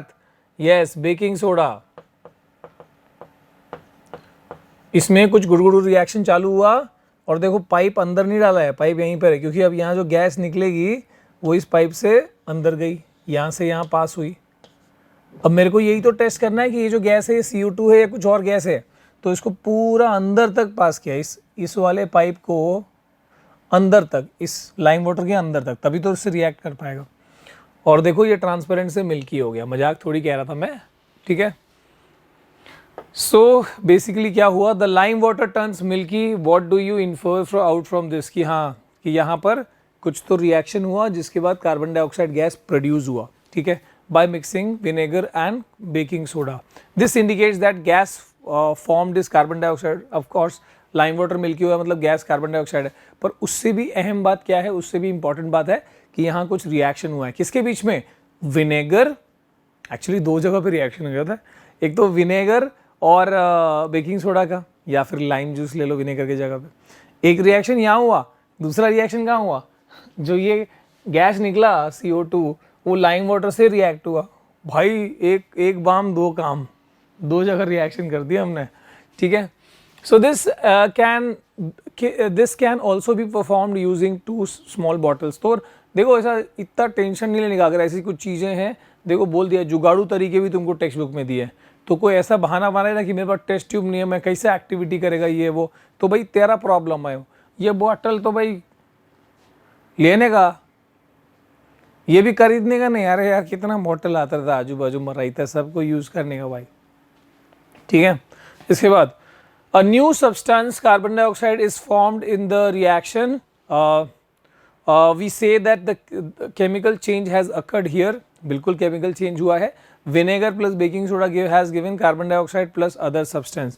Repeat the above activity using baking soda and water. Do you observe any bubble formation? Is this physical or chemical change? तो भैया वो तो पता है भाई, फिजिकल। तो यहाँ वापस क्या है? Repeat the above activity. अब यहाँ पर हाँ, बेकिंग सोडा प्लस वाटर। अगर जैसे हमने बेकिंग सोडा प्लस विनेगर लिया था, अगर बेकिंग सोडा प्लस वाटर लोगे तो बेकिंग सोडा और वाटर में नॉर्मल ऐसा कोई रिएक्शन होता नहीं है। तो तुम अगर उसमें ऐसा कुछ भी करोगे तो कुछ रिएक्शन वैसे होने वाला नहीं है। Do you observe any change? Baking soda और water normally they do not ऐसा रिएक्ट, ठीक है। सो यहाँ पर कुछ भी ऐसा that is just a physical change, क्योंकि वो सिर्फ मिक्स होंगे या डिजोल्व होंगे, they are not going to react. तो कोई केमिकल चेंज नहीं होगा बेकिंग सोडा और वाटर मिलाने से, जैसे बेकिंग सोडा और विनेगर में हुआ था वैसा वाला कुछ यहाँ नहीं होगा, ठीक है। Some other process involving chemical changes, chemical changes के बारे में थोड़ा सा और जान लेते हैं। तो जैसे हमने मेटल नॉन मेटल में करोजन के बारे में पढ़ा है कि मेटल्स जो है उनके सरफेस पे थोड़ा सा डिटोरिएशन हो जाता है ना, एटमॉस्फेरिक केमिकल्स जो है या जैसे मॉइस्चर, ऑक्सीजन, ये रिएक्ट करते हैं मेटल के साथ और उसके सरफेस को क्या कर देते हैं, खराब करते हैं। जैसे कि आयरन के ऊपर कौन अटैक करता है, वाटर और एयर दोनों ही। ये हमने ये पढ़ा था कि आयरन के ऊपर खाली अगर आयरन के ऊपर सिर्फ वाटर रखोगे तो भी रिएक्शन नहीं होगा, अगर आयरन सिर्फ एयर की प्रेजेंस में होगा तो भी रिएक्शन नहीं होगा, तो भी रस्टिंग नहीं होगा। रस्टिंग कब होता है? रस्टिंग तब होता है लोहे पे जब वाटर या तो नॉर्मल फॉर्म में या मॉइस्चर की फॉर्म में प्लस एयर, ये दोनों कंपोनेंट साथ में होंगे तभी रस्टिंग होगी। तो यहाँ पर बेसिक तौर पे वो तो हमने सीखा ही है सर। तो ये ब्राउनिश जो कलर फॉर्म हुआ है, this is formation of rust. और रस्ट क्या होता है? उसी आयन का ऑक्साइड, एक तरीके से ऑक्साइड वाला रूप है। New substance is formed, this is a chemical change. Rusting is a chemical change, rusting is a chemical change. क्यों सर? क्योंकि आयन जो है वो मॉइस्चर और एयर की प्रेजेंस में वो रस्ट में बदला है। Rust is nothing but ion का ऑक्साइड बना है। So this is a chemical change, ठीक है। So a new brown color substance called rust is formed. Thus rusting is also a chemical change. In fact सिर्फ ion की rusting ही क्यों, किसी भी मेटल पे जो करूजन होता है that is a chemical change, ठीक है। तुम ना मेरे को एक आंसर दोगे, हम खाना खाते हैं, खाना डाइजेस्ट होता है हमारे पेट में ना, तो खाना का डाइजेस्ट होना ये फिजिकल चेंज है या केमिकल चेंज है? ये बिल्कुल बताना कमेंट में, ठीक है। Thus rusting is a chemical change because it involves formation of new substance iron oxide, है ना। रस्ट का मतलब क्या है? रस्ट का मतलब sir it is nothing but ion oxide का फॉर्मेशन हुआ है। तो ब्राउन कलर क्या है? वो आयन ऑक्साइड है, ठीक है सर। अब एक और केमिकल चेंज की बात कर लेते हैं भैया, बर्निंग ऑफ मैग्नीशियम रिबन। यार ये ना मैंने ये एक्टिविटी करी थी और मज़ा आया था इस एक्टिविटी में, सच बताओ ना। मतलब मैग्नीशियम रिबन, और मतलब इसलिए कह रहा हूँ कि मैंने ना स्कूल में कभी इस लेवल पे ऐसा खुद से ले गया ऐसा वैसा सब नहीं किया था। हो किया होगा थोड़ा बहुत, था इतू सा रिबन मिल के ऐसा वैसा, समझ नहीं आता था। खुद से परफॉर्म करो। मैंने लिटरली मैंने वीडियो बनाया हुआ है, you can find it out, comment करके बताया करो इफ़ यू वांट, तो मैं उसको पिन कर दिया करूँगा, ठीक है। सो बहुत मतलब इसमें बोलते हैं ना, ये मैग्नीशियम बर्न होता है with a dazzling white flame. खतरनाक, मतलब तुम देख नहीं सकते उस फ्लेम को, इतना वाइट, इतना भयंकर दिखता है वो, ठीक है। और ये हाथ में तो रख के तो कर नहीं सकते प्रॉपरली, ये टोंग्स और ये सबसे किया जाता है, ठीक है। तो ये कंबस्शन, ऑफ कोर्स बर्निंग को साइंटिफिक भाषा में हम कंबस्शन कहते हैं। कंबस्शन, तो ये देख लो, this is also chemical change, है ना। मैग्नीशियम जो कि मेटल था बर्न हो गया, राख हो जाएगा भाई, ऑक्साइड बन गया मैग्नीशियम का, नया सब्सटेंस फॉर्म हो गया, this is a chemical change, ठीक है। So let us recall the burning of magnesium ribbon learned in chapter the world of metal non metal, ठीक है। You can predict, metal non metal majorly हमने पढ़ा था ना ये सब चीज़ें। if this is physical or chemical change, when the magnesium ribbon is burned, a new substance magnesium oxide is formed. Of course this is a chemical change, a new substance form हो गया है, reaction हो गया, तो physical का normally chemical change ही है, ठीक है। The burning of magnesium ribbon can be represented by magnesium plus air, magnesium plus oxygen gives magnesium oxide plus heat plus light, है ना। एनर्जी भी निकली है इसमें। ऐसे रिएक्शंस को एक्सोथर्मिक रिएक्शन बोलते हैं। एक्सो मतलब बाहर निकलना, थर्म मतलब हीट या एनर्जी, ठीक है। तो ये एक्सोथर्मिक रिएक्शन है भैया। तो यहाँ पर क्या हुआ है, मैग्नीशियम ऑक्सीजन से रिएक्ट हुआ। एक बात याद रखना, ये तो समझ में आ गया कि भाई ये कंबस्शन है, और कंबस्शन एक केमिकल चेंज होता है, केमिकल रिएक्शन होता है उसमें। पर याद रखना, जब भी किसी चीज़ को जलाते हैं या कंबस्शन करते हैं तो किससे रिएक्ट करा रहे हैं हम उसको, हम उसको रिएक्ट करा रहे हैं सर ऑक्सीजन के साथ। हम उसको रिएक्ट करा रहे हैं किसके साथ? ऑक्सीजन के साथ। याद रखना, combustion is nothing but reacting with oxygen. Combustion is nothing but reacting with oxygen. Combustion is nothing but reaction with क्या बोला मैंने, समझ गया? So magnesium plus oxygen gives magnesium oxide plus heat plus light. A change, a chemical reaction in which substance reacts with oxygen and produce heat and light is called combustion. तो combustion के बारे में भी आ गया कि what is combustion? A chemical reaction in which substance reacts with oxygen. Substances जो है oxygen से रिएक्ट करके हीट और लाइट प्रोड्यूस कर रहे हैं, ठीक है, तो उसको हम कंबस्शन कहते हैं। कमाल सर, कमाल है, इंपॉर्टेंट है भाई, very very very important. Substance that undergo combustion reaction, ऐसे चीजें जो जनरली कंबस्शन होता है जिनसे, ठीक है, ऐसी चीजों को कंबस्टिबल सब्सटेंसेस कहते हैं। ऐसी चीजों को कंबस्टिबल सब्सटेंसेस कहते हैं, जैसे कि लकड़ी, पेपर, कॉटन, है ना, रुई, केरोसिन, एलपीजी, सब कंबस्टिबल चीजें हैं, ठीक है, are called combustible substances, they are called combustible substances. अब यहाँ पर एक इंटरेस्टिंग चीज पता क्या आ रही है, अब हम ना फिजिकल केमिकल चेंज तो पढ़ ही रहे थे, अब हम कंबस्शन पढ़ने लगे, और कंबस्शन एक केमिकल चेंज है ये तो पता है सर, और basically it is reaction with oxygen.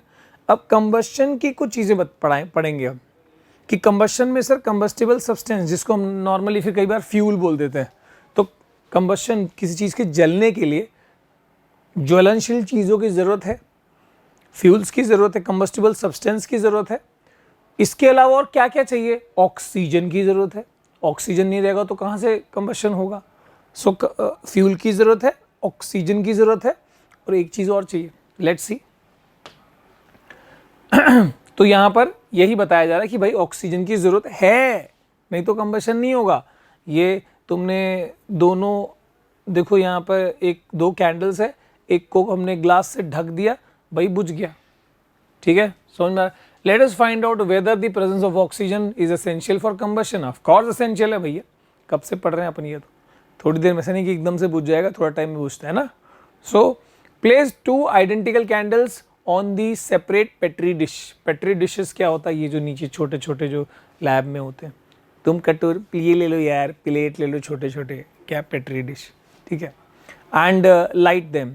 Cover one of these with glass tumbler, है ना, एक को हमने ग्लास से हमने कवर कर दिया, और फिर of course what happens to the candle flames in the 2 cases. पहले वाले में कैंडल फ्लेम जलता रहेगा, दूसरे वाले में बुझ जाएगा सर, इसमें कौन सी रॉकेट साइंस है सर?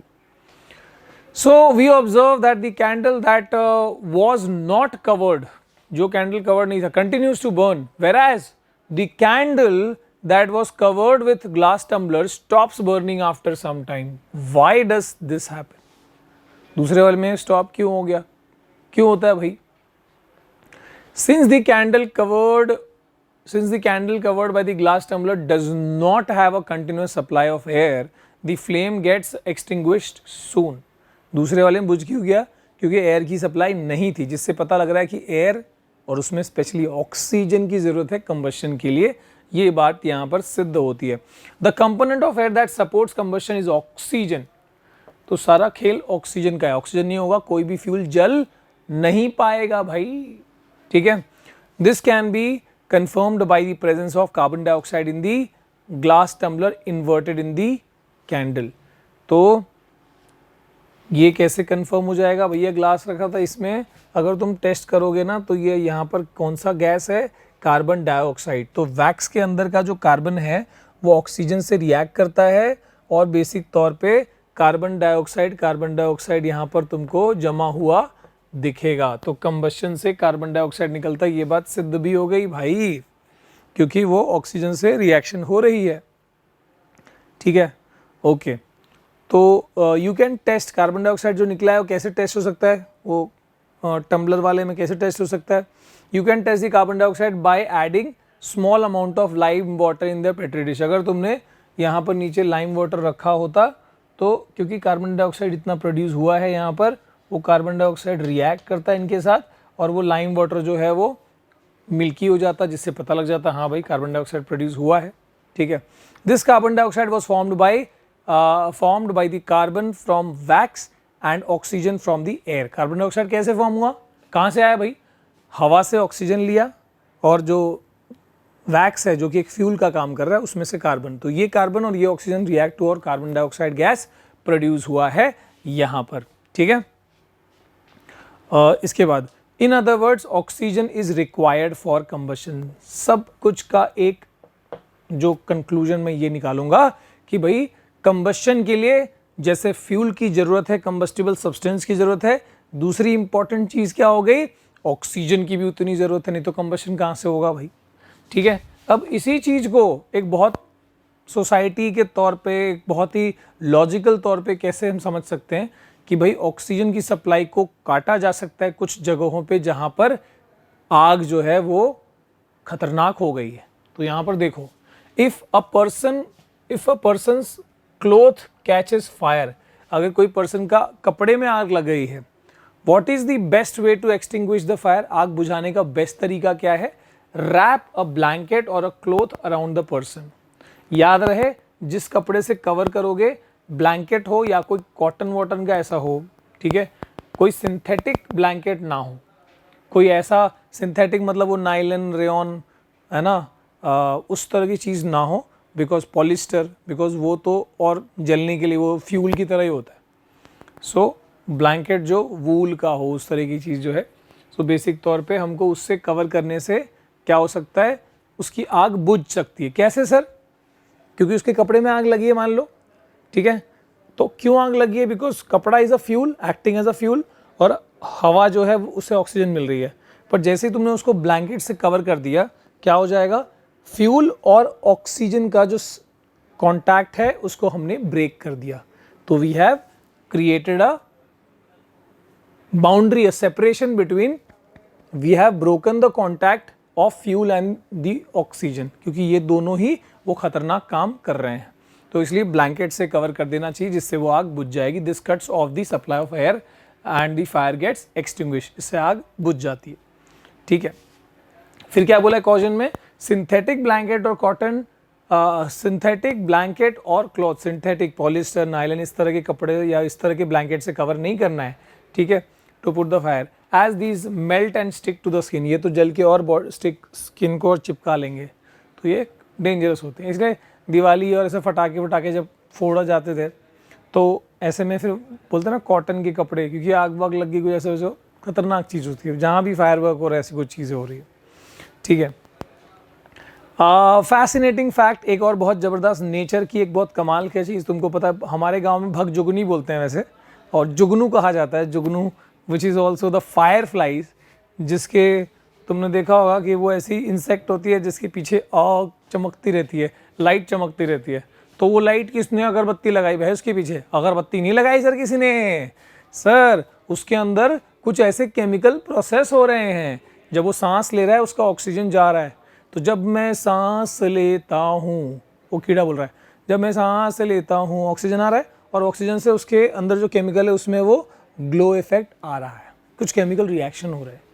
नेचर की कमाल, नेचर जैसी ब्यूटी कहाँ मिलेगी। इस कॉन्सेप्ट को क्या कहा जाता है, लिविंग ऑर्गेनिज्म में जब ऐसा कुछ लाइट एमिटिंग बिहेवियर हो तो इसको क्या कहते हैं, और विदाउट हीट, ऐसा नहीं कि गर्म रहेगा वो, ठीक है, इसको बायोलुमिनेंस कहते हैं। This type of light production without heat in living organism is called बायोलुमिनेंस।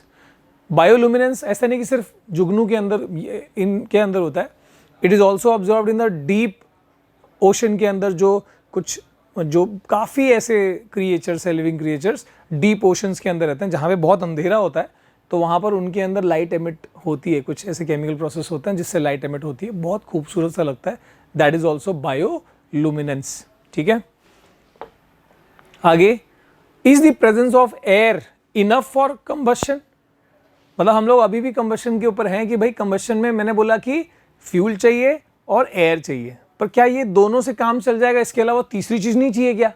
Sir तीसरी चीज क्या, आ जाओ देखते हैं। We have learned about the combustible substance and oxygen necessary for combustion. We also know that paper is a combustible substance, but we can keep it in air for any length of time without it catching fire.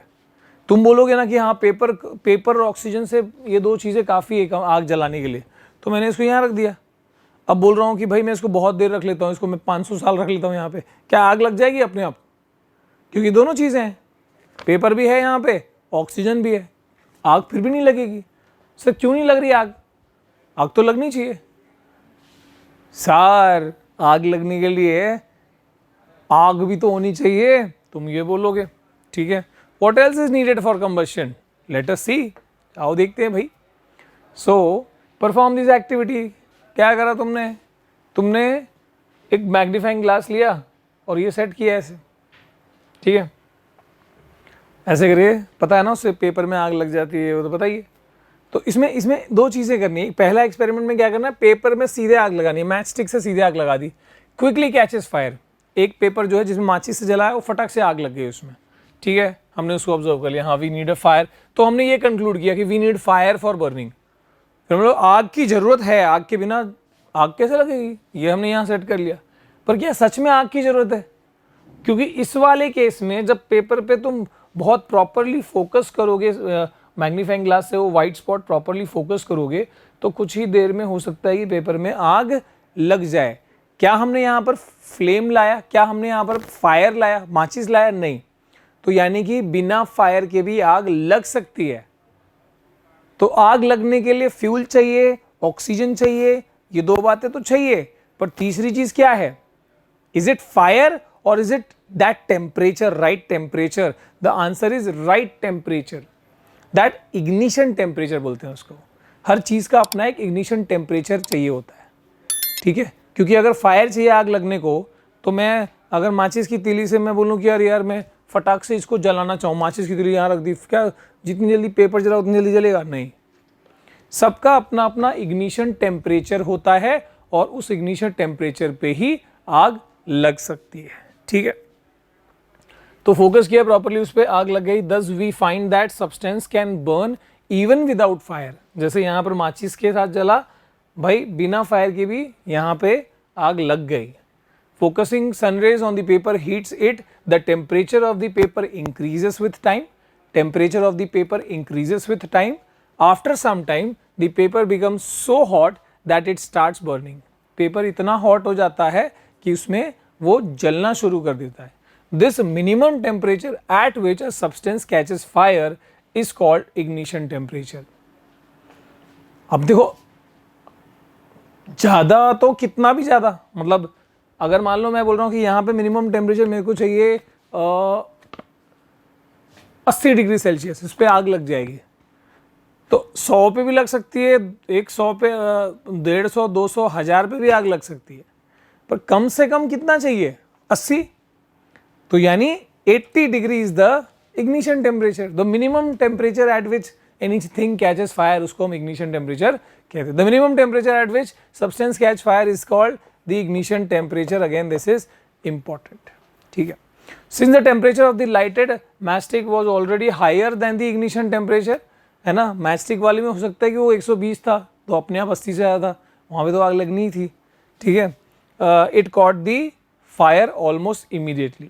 ठीक है, इसके बाद तो हमने finally क्या conclude करा, ये fire triangle याद रखो. फाइनली क्या कंक्लूड करा कि भाई आग लगने के लिए सबसे पहली चीज़ फ्यूल की ज़रूरत है, दूसरी चीज़ ऑक्सीजन की ज़रूरत है, तीसरी चीज़ हीट की ज़रूरत है, ताकि वो इग्निशन टेम्परेचर फ्यूल का लाया जा सके. ठीक है, so these 3 things are really important for combustion. ये हमने कंक्लूड करा, सीखा. ठीक है, फायर एक्सटिंग्विशर का काम जनरली बताना क्या होता है. जैसे कि अगर हमने फायर एक्सटिंग्विशर नॉर्मली क्या करता है, वो फायर और फ्यूल और ऑक्सीजन का जो कांटेक्ट है वो ब्रेक करता है. सो व्हेन वी से फायर एक्सटिंग्विशर में कार्बन डाइऑक्साइड भी अच्छा यूज़ होता है. तो कार्बन डाइऑक्साइड पता क्या करता है, जैसे मान लो carbon dioxide is heavier than air and it extinguishes fire. आग बुझाता है वो. तो कैसे करता है, देखो ये फ्यूल है, मान लो इसमें आग लगी है पेपर में, तो क्या हो रहा है, आग जो है क्यों जल रही है वो चीज़? क्योंकि इसका और ऑक्सीजन का कांटेक्ट है। जैसे मैंने इस पर CO2 डाला, CO2 will not go up, हालांकि वो गैस है, ऊपर नहीं जाएगा, वो इसमें इसके ऊपर लेयर बना लेगा। क्यों? क्योंकि it is heavier than normal air, तो इसके ऊपर फैल जाएगा CO2 गैस, और वो क्या करेगा? It will basically act as a barrier, it will break the contact between this fuel and oxygen, उसका कॉन्टैक्ट ब्रेक कर देगा, उसके ऊपर एक लेयर बना के CO2। ऐसे वो आग बुझाने का काम करता है, एक्सटिंग्विश करने का काम करता है। ठीक है। Can physical and chemical change occur in same process? बिल्कुल हो सकता है। जैसे यहाँ पर ये जो कैंडल की बात करी गई है, इसमें वैक्स मेल्ट भी हो रहा है, ठीक है, और इवेपोरेट भी हो रहा है, मतलब सॉलिड से लिक्विड, लिक्विड से गैस, दोनों चीज़ें हो रही है, तो फिजिकल चेंज भी हो रहा है। इसके अलावा जो मोल्टन वैक्स है, ठीक है, जो अच्छा ये देखो मेल्ट हो रहा है, उसके बाद ये सॉलिडिफाई भी हो रहा है, मतलब वापस से फिजिकल चेंज हो रहा है। केमिकल चेंज क्या हो रहा है कि जो लिक्विड वैक्स है वो हीट होके, और कार्बन, उसका जो कार्बन है वो ऑक्सीजन से रिएक्ट होके और कार्बन डाइऑक्साइड प्रोड्यूस हो रहा है। तो यानी कि यहाँ पर दोनों चीज़ें हो रही हैं, है ना। Maybe the wick draws the liquid wax and it is reacting with oxygen and giving that chemical change. Physical change क्या है? वैक्स मेल्ट होना is a physical change. Chemical change क्या है? वैक्स का जल के और फिर कार्बन डाइऑक्साइड बनाना इज अ केमिकल चेंज। दोनों चीज़ें यहाँ पर एक साथ भी हो सकती है, ये चीज़ यहाँ बताई जा रही है। तो देखो यहाँ पर कंक्लूड कर रहे हैं उसी चीज़ को। The wax of candle melts, it is carried up, है ना, जो वैक्स मेल्ट हुआ is carried up the wick, जो उसका बत्ती होता है वो उस मोल्टन वैक्स को खींच रहा है और उसी को ऑक्सीजन से जलाने में हेल्प कर रहा है। ठीक है, तो ये मेन विक का भी काफ़ी इंपॉर्टेंट रोल है इसके अंदर। ठीक है, कैंडल बना दिया पूरा। And evaporates due to the heat of the flame, और फिर वही लिक्विड वैक्स क्या हो रहा है? फ्लेम की हीट से इवेपोरेट हो रहा है। The melting of wax is its solidification and evaporation are physical changes.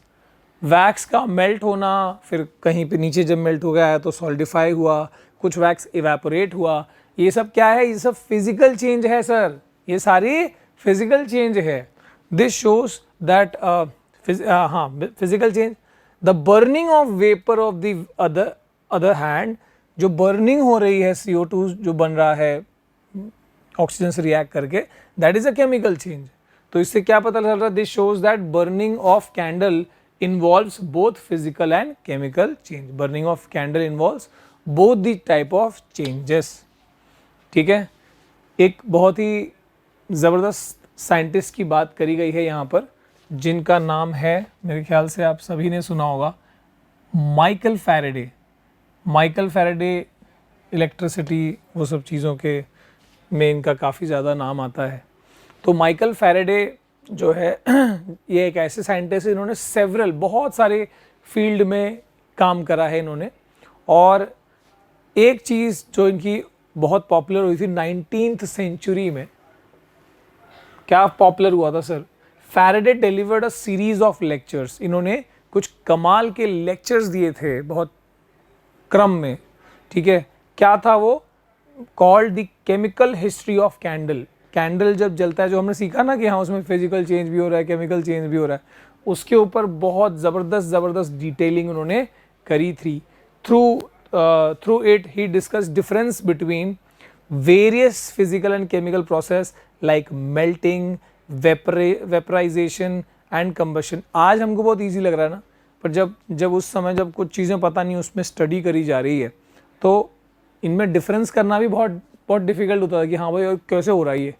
तो उसमें अलग अलग है, फिजिकल चेंजेस भी हो रहे हैं, केमिकल चेंजेस भी हो रहे हैं। तो माइकल फैराडे ने काफ़ी इस पर क्लैरिटी दी थी।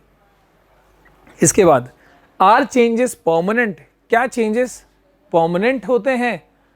क्या वो रिवर्स हो सकते हैं? नहीं हो सकते हैं? भाई देख लो, once something has undergone a change, जब किसी चीज़ में चेंज आ गया है, can we get it back to its original form? देखते हैं। Think again about all the changes we have discussed and talked about so far. In which of these can we get back the object or substance in the form we started with? Record your observation, ठीक है। तो यहां पर देख लो, can changes be reversed, can changes be reverse. तो यहां पर देख लो, melting ice cubes, ice cube जो मेल्ट हुआ, क्या उसको वापस आइस बनाया जा सकता है? हाँ सर, फ्रिज में डाल के बनाया जा सकता है पानी को वापस आइस, यस, रिवर्स हो सकता है। चॉपिंग वेजिटेबल, भाजी को काट दिया छोटे पीसेस में, क्या वापस से उससे भाजी बनाई जा सकती है? वापस से उसका मतलब मान लो करेला कट कर दिया, फिर से पूरा अक्खा करेला थोड़ी बन जाएगा, तो वो रिवर्सिबल नहीं है, ठीक है। बॉइलिंग वाटर, वाटर को बॉईल किया, उसको वापस हाँ ठंडा करके कंडेंस करके लिक्विड वाटर बनाया जा सकता है, यस, रिवर्स हो सकता है। Making popcorn from corn, corn का पॉपकॉर्न बना दिया, वापस से उस पॉपकॉर्न का कॉर्न थोड़ी बना सकते हो, so that is not reversible, उसको वापस नहीं ऑब्टेन कर सकते। Returning to the original object और substance with which we started shows that the changes we brought can be reversed, है ना। ओरिजिनल सब्सटेंस पे ला सकते हो, तो ऐसे वाले चेंजेस को हम रिवर्सिबल चेंजेस कह सकते हैं। For example, when ice melts it can be refrozen to ice, है ना। Similarly when water evaporates it can be condense back to liquid water, ये सब रिवर्सिबल चेंजेस हैं। However some changes can not be reverse, कुछ changes reverse नहीं किए जा सकते, जैसे यहाँ पर बोला गया है। For example, chopped vegetable can not be return to the original shape and size, and making popcorn can not go back to original form, है ना। पॉपकॉर्न बनाने के वापस से कॉर्न थोड़ी बना सकते हो। सो दस changes around us could be grouped into, है ना, दो फॉर्म्स में कर सकते हैं, एक जो रिवर्स हो सकते हैं रिवर्सिबल चेंजेस, और एक इरिवर्सिबल चेंजेस, ठीक है। आर ऑल चेंजेस डिजायरेबल, क्या सारे चेंजेस डिजायरेबल हैं? ठीक है, तो डिजायरेबल का मतलब क्या? डिजायरेबल मतलब क्या हम सारे चेंजेस चाहते हैं कि हो, या फिर कुछ ऐसे भी चेंजेस जो हम नहीं चाहते हैं? जो हम नहीं चाहते हैं वो अनडिजायरेबल, जो चाहते हैं वो डिजायरेबल। तो देख लो, अब जैसे कुछ डिजायरेबल चेंजेस की बात करते हैं हमारी डेली लाइफ से, ठीक है। फॉर एग्जाम्पल, मिल्क का कर्ड में कन्वर्ट करना, हम तो खुद ही करते हैं ना, दही में जामुन डाल के उसको, दूध में जामुन डाल के दही बनाते हैं, तो वो वाली चीज़ डिज़ायरेबल है। पर कभी कभी दूध अपने आप फट जाता है, अरे भाई वो चेंज अनडिज़ायरेबल है, ठीक है। तो ripening of fruit is desirable, fruit पकता है तो मज़ा आता है ना खाने में, तो वो हम चाहते हैं कि हो, ऐसा थोड़ी चाहिए कि भाई फ्रूट कभी पके ही ना, है ना, तो ये डिज़ायरेबल चेंज है। फिर कुकिंग ऑफ फूड, खाना का पकना डिज़ायरेबल चेंज है, हम चाहते हैं ये हो, ठीक है। अनडिज़ायरेबल वाले में क्या क्या देख लो जरा, अनडिज़ायरेबल में रस्टिंग ऑफ आयरन, लोहे में जंग लग जाना, अरे भाई हम थोड़ी चाहते थे, वो तो हो गया, ठीक है। इसके अलावा खाना खराब होना, फूड डीके होना, वो भी अनडिज़ायरेबल है ना। तो हम खाने को स्टोर कर रहे हैं पर वो ख़राब हो रहा है, तो हम फ्रिज व्रिज में रखते हैं कुछ। सो ऐसे चेंजेस हैं जो हम नहीं चाहते फिर भी होंगे, दे आर अनडिज़ायरेबल चेंजेस, ठीक है। Decomposition of food, very useful in converting food waste. अच्छा, अब यहाँ पर और एक चीज़ है, खाना खराब होता है, उसका डिज़ायरेबल इफेक्ट भी यूज़ किया जा सकता है। जैसे देखो decomposition of food can be very useful in converting the food waste into compost. खाना खराब होता है, मतलब मान लो खराब हो ही गया, अब उसको यूजफुल चीज़ में भी कन्वर्ट किया जा सकता है यूजिंग द सेम डीकेइंग, है ना। तो उसको कंपोस्ट में बदला, कंपोस्ट मतलब उसको ऐसे कचरे में बदला, है ना, जिससे हम खाद की तरह यूज़ कर सकते हैं। तो ये बस ऐसे बताया गया। Some changes occurring over years due to human activity, कुछ ऐसे चेंजेस भी हैं जो बहुत ह्यूमन एक्टिविटीज़ की वजह से साल दर साल में वो होते जा रहे हैं। जैसे कि हम जो कार में, व्हीकल्स में, है ना, मशीनों में जो फ्यूल जला रहे हैं, उससे एनवायरनमेंट पे काफ़ी इम्पैक्ट हो रहा है, बहुत बुरा इम्पैक्ट हो रहा है। तो ऐसे वाले चेंज जो है वो भी अनडिज़ायरेबल ही हैं, ठीक है। जैसे हम पेंट करते हैं on the wall, door, furniture, उससे कुछ हार्मफुल गैसेस निकलते हैं, हार्मफुल सब्सटेंसेस निकलते हैं, वो भी सराउंडिंग को, वो भी हमारे एनवायरनमेंट में पोल्यूशन बढ़ाते हैं। तो ऐसे अनडिज़ायरेबल चेंज को हम पोल्यूशन का नाम देते हैं। सराउंडिंग में ऐसे अनडिज़ायरेबल चेंजेस जो हमारे लिए, चाहे हमारे हवा को, पानी को, या फिर क्या कहते हैं, लैंड को अगर दूषित कर रहे हैं, पोल्यूट कर रहे हैं, तो ऐसे अनडिज़ायरेबल चेंज को हम पोल्यूशन कहते हैं, जो एयर पोल्यूशन, लैंड पोल्यूशन, इन सब नामों से जाना जा सकता है। सम स्लो नेचुरल प्रोसेस, तो यहाँ पर आप देखो कुछ स्लो नेचुरल प्रोसेस के बारे में बात करी है, जैसे रॉक्स, जैसे पहाड़ों से मिट्टी बनना, या कुछ देखो ये इस रॉक में कुछ ऐसा रेड कलर का ये चीज़ फॉर्म हो गई है, तो ये क्या है, ज़रा इसको समझते हैं। ठीक है, weathering of rock, weathering of rock क्या होता है ज़रा थोड़ा सा देखेंगे। So you have seen heaps of sand, soil and stone lying on at the base of mountain shown. हाँ, माउंटेन के बेस पे ऐसा टुकड़े टुकड़े जो है वो हमको दिखते हैं। दीज आर कॉल्ड सेडिमेंट्स, उनको हम सेडिमेंट्स कहते हैं। यस, सेडिमेंटेशन, ये वो नहीं क्या प्रोसेस कहते थे कई बार। हाउ हैव दीज फॉर्म्ड, कैसे बना होगा? These are form by physical changes. Physical changes क्या क्या होंगे sir? Breaks up large rocks into small pieces. Large rock जो है पहाड़ों के, वो छोटे छोटे पीसेस में, सेडिमेंट्स में कन्वर्ट हुआ है, फिजिकल चेंज से हुआ है। क्या क्या फिजिकल चेंज सर? जैसे टेम्परेचर चेंज हुआ ड्यू टू क्लाइमेटिक कंडीशन, कभी गर्मी आ गई एकदम, कभी ठंडी हो गया, टेम्परेचर चेंज हुआ है ना। रात में मान लो ठंडा हो गया, सुबह गर्म है, तो उससे भी वो एक्सपांशन, कॉन्ट्रैक्शन, इस तरह की चीज़ होगी और वो रॉक टूट जाता है। Growing roots on of trees, तो जब पेड़ ग्रो होते हैं उसके रूट्स अंदर अंदर घुस रहे हैं तो रॉक्स को तोड़ते जा रहे हैं और वो फिर सेडिमेंट में बदल सकता है, तो रूट्स भी वो काम कर रहे हैं। ठीक है, इसके अलावा रोडेंट्स, जैसे वो जो खरगोश या फिर जो होल में बिल बनाने वाले, तो वो भी रॉक्स में छेद करते जाते हैं, तो वो भी बायोलॉजिकली वो हो रहा है। And even freezing of water within the cracks in the rocks can also cause break, है ना। तो रॉक्स में थोड़ा सा क्रैक है, पानी मान लो उसमें थोड़ा सा जमा है, अब वो जब ठंडा हुआ मौसम बहुत, तो बर्फ़ बना, एक्सपांड हुआ, ठीक है, तो उससे क्या हुआ कि वो क्रैक और बढ़ गया और ऐसे करके वो टुकड़ों में, सेडिमेंट्स में कन्वर्ट हो सकता है, ब्रेक हो सकता है। तो ये सब फिजिकल एक्टिविटीज़ है, फिजिकल चेंजेस है जिससे ये काम हुआ। अब यहाँ पर देखो, वाटर और chemical present in the water. देखो अब ये तो हमने ये वाला देखा कि कैसे सेडिमेंट बना। अभी दूसरे की बात करते कि ये लाल वाला जो हुआ है, ये इसका क्या मतलब है। सो वाटर और chemicals present in the water, है ना, can also react with rocks and cause chemical changes in their composition. An example of such chemical change is shown. क्या है सर, कौन सा चेंज है वो? Here originally black colored rock called basalt. ये कौन सा रॉक है? ये ब्लैक कलर्ड रॉक है, बसाल्ट रॉक है ये, ठीक है। विच कंटेन आयन, ब्लैक है भी थोड़ा इसलिए क्योंकि उसके अंदर आयन है ना।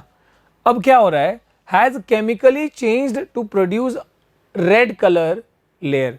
तुमको पता है लोहा होगा तो जंग भी लगेगी, तो आयन है, उस आयन कंटेंट था।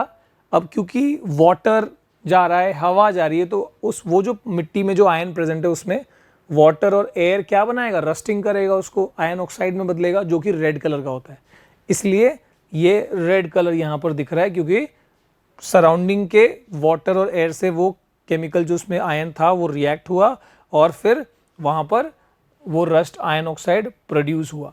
दीज फिजिकल, और ये कौन सा चेंज है, ये ऑफकोर्स ये रिएक्शन हुआ है, तो केमिकल चेंज है, ठीक है। सो चाहे फिजिकल चेंज हो, जैसे हमने बताया कि बड़े टुकड़ों का छोटे टुकड़ों में बदलना, या फिर इस तरीके से रिएक्शन होके और फिर उसमें से कुछ मिट्टी विट्टी उसमें बन जाती है, उसमें से सॉइल निकलता है, जब ऐसे होता है आयन ऑक्साइड और ये सब चीज़ें बनती है। The rock surface was expose to long time to water और air containing collectively containing water vapor. These physical and chemical changes in the rocks are collectively called weathering. तो weathering किसको कहते हैं, ये बहुत इंपॉर्टेंटली आ सकता है, तो याद रखना कि weathering का मतलब है ऐसे ही जो फिजिकल चेंजेस जो हमने यहाँ बताए, है ना, चाहे टेम्परेचर की वजह से, रूट्स की वजह से टुकड़ों में बदलना, सेडिमेंट्स में बदलना, या फिर रिएक्शन होना पानी और हवा के प्रेजेंस में, जैसे यहाँ बसाल्ट में हुआ, इसको वेदरिंग कहते हैं। ऐसे ही फिजिकल चेंजेस, फिजिकल और केमिकल चेंजेस जब रॉक में होते हैं उसको वेदरिंग कहते हैं, ठीक है, which eventually leads to formation of soil. और ऐसी ही वेदरिंग से सॉइल का फॉर्मेशन होता है, ठीक है, सॉइल ऐसे ही फॉर्म होता है। अब यहाँ पर सॉइल फॉर्म हुआ, पर क्या सॉइल से वापस रॉक बन सकता है क्या, सॉइल से रॉक कैसे बनता है वो भी देखेंगे आगे, ठीक है। फिलहाल एक ये एरोजन वाला टर्म समझ लो। Have you noticed fine sand collecting on the river beds or in lake? ठीक है, तुमने देखा होगा कि पहाड़ों से जब नदी आती है तो वहाँ से मिट्टी विट्टी लेके और नीचे जमा कर देती है, ठीक है, नदी जो है नीचे की तरफ वो कहीं कहीं पे जगह जगह पे वो मिट्टी जमा कर देगी। This sand is formed when rock pebbles, soil and sediments are broken down. जब रॉक के टुकड़े वो टूटेंगे तो ये सॉइल सैंड फॉर्म होगा, ठीक है। Broken down and moved from one to another location by natural forces like wind and flowing water. This process is called erosion. इसी प्रोसेस को हम क्या बोलते हैं? एरोजन कहते हैं। ठीक है, तो व्हाट इज एरोजन? यहां से जो रिवर बेड्स की तरफ, मतलब पानी जो है वो अपने हेल्प से, सिर्फ वाटर से नहीं एयर से भी हो सकता है, वो एक से दूसरी जगह चीज़ों को जब मूव कराती है, ठीक है, सॉइल को या पेबल को, सॉइल को, सेडिमेंट्स को जब मूव कराती है, ठीक है, with the forces of wind and water, ठीक है, तो उसी चीज़ को एरोजन कहते हैं, है ना। सॉइल एरोजन सुना होगा तुमने। Halogen during landslide is an example of physical change. Landslide पता ना पहाड़ों की तरफ ज़्यादा होता है, जैसे वो हिमाचल उस सब साइड में, तो पहाड़ तो ज़मीन घिसक जाती है, पता ना, तो रोड ब्लॉक हो जाते हैं वो सब, तो that is a physical change. Landslide की वजह से अगर एरोजन हुआ तो physical change, right. River rocks and pebbles often appear smoother due to the constant erosion caused by flowing water. तो जो नदी के आसपास में जो रॉक्स है वो स्मूथ क्यों होते हैं उसके अंदर के भी?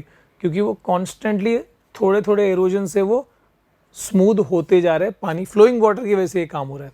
When the speed of water और विंड डिक्रीजेस, बहुत इंपॉर्टेंट बात बताई जा रही है, जब, अब ये थोड़ा सा इससे अलग है, जब हवा या पानी का स्पीड कम होता है, ठीक है, स्पीड कम होता है, so when the speed of water और air decreases such as in ocean or lake, the material transported during the erosion settles down in the bottom, है ना।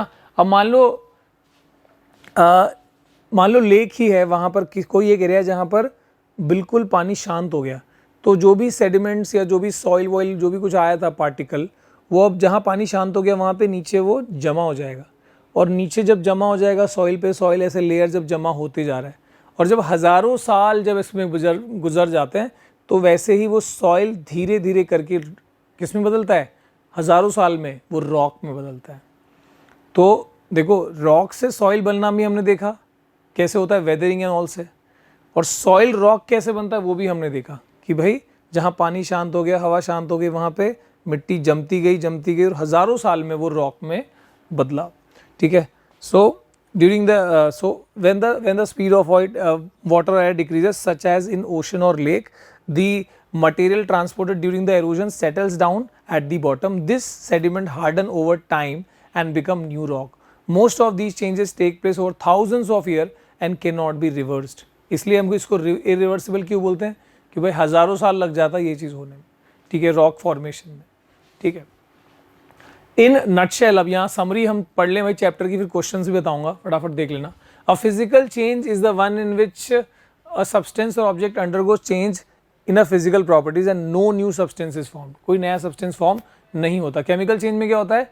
Is one in which one or more new substance is formed, it involves chemical reaction and it is represented by chemical equation, ठीक है। इसके बाद combustion, cooking and rusting are examples of chemical changes. Substances that undergo combustion are combustible substances.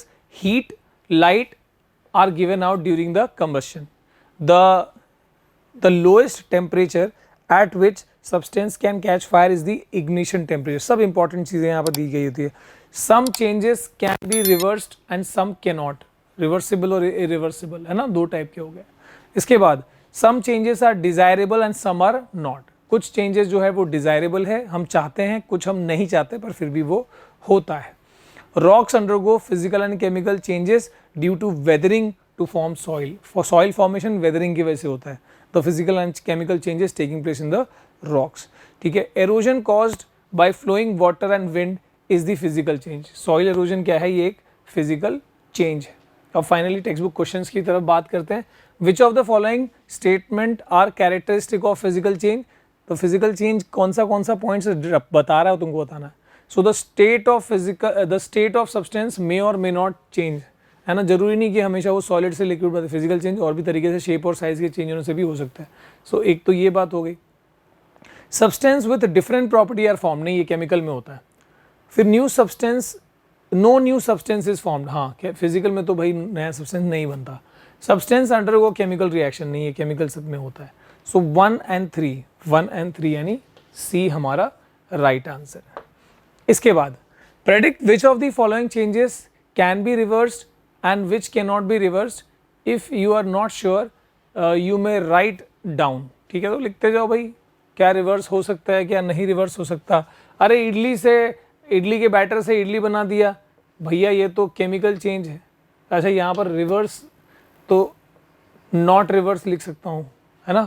इसके बाद dissolving of sugar in water, क्या ये reverse हो सकता है, फिर से शुगर ला सकते हो, नहीं, नॉट रिवर्स। ठीक है, drawing of water from well, क्या कुएं से पानी निकाला तो वापस कुएं में डाल सकते हो क्या, हाँ सर, तो ये रिवर्सिबल है। इसके बाद राइपनिंग ऑफ फ्रूट, क्या फ्रूट पका तो वापस कच्चा कर सकते हो क्या, नहीं सर, नॉट रिवर्सिबल है। इसके बाद boiling water in open pan, open pan में अगर पानी बॉईल किया वो हवा में चला गया, आप वापस से हवा से ढूंढ के थोड़ी लाओगे, तो मैं बोलूँगा नहीं सर, ओपन पैन में किया तो कहाँ से कलेक्ट करूँगा मैं। ठीक है, और रोलिंग अप मैट को रोल कर दिया, वापस खोल सकते हो क्या, हाँ sir, that is a reversible. ठीक है, ग्राइंडिंग व्हीट टू फ्लावर, गेहूं को पीस के आटा बना दिया, आटे से वापस थोड़ी गेहूं बनेगा, नॉट रिवर्सिबल। कोई बोलता है मैं आटा पीस के आता हूँ, आटा थोड़ी पीस के आते। ठीक है, forming of soil from rocks, मैंने बताया बहुत साल लग जाते भाई, नॉट रिवर्सली मान के चलो। ठीक है, रॉक्स से सॉइल बन गया, अब सॉइल से रॉक बनाना इतना आसान थोड़ी है। ट्विस्टिंग स्ट्रेट स्ट्रिंग, सीधा धागा है उसको ट्विस्ट किया है, वापस सीधा कर सकते हो, हाँ रिवर्सिबल है। ठीक है, stitching of cloth to shirt, cloth से शर्ट बना दिया, क्या उसका धागा निकाल के वापस कपड़ा अलग कर सकते हो क्या, लेकिन पुराना ही कपड़ा ऐसा पूरा अक्खा नहीं कर सकते, तो कट कर दिया तो फिर वापस से वैसे नहीं होगा। ठीक है, पर नॉर्मली स्टिच निकाल के तो हाँ मैं वैसे कह सकता हूँ कि हाँ रिवर्स, या फिर आई एम नॉट श्योर, क्योंकि अगर ऐसा बोलना है तो फिर इस वाले में थोड़ा डिबेटेबल भी हो जाता है कई बार।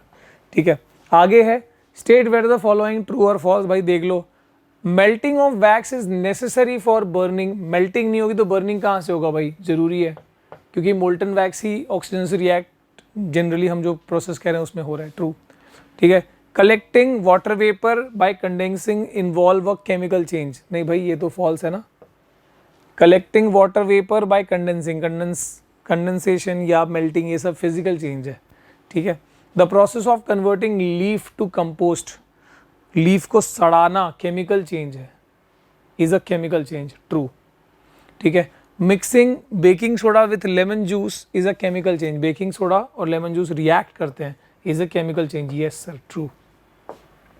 इसके बाद फिल इन द ब्लैंक्स है भाई। Nalini observe that the handle of her cycle had got brown deposit, rusting की बात हो रही है ना। So the brown deposit are due to rusting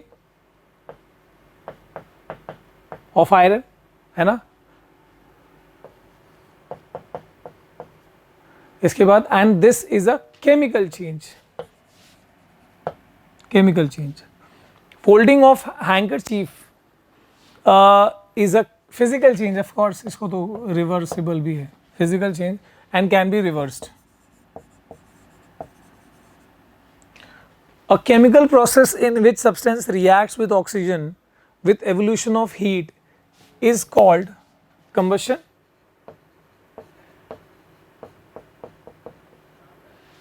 process को तो कंबशन कहते हैं, and this is a chemical change, है ना, chemical change. Magnesium when burnt in air produce a substance called magnesium oxide. This change, the substance formed is dash in nature. Magnesium oxide, metal oxide हमने पढ़ा था, basic nature का होता है, acidic नहीं होता, एसिडिक नॉन मेटल का oxide होता है, basic in nature. Burning of magnesium is a chemical change, reaction है ना इसमें।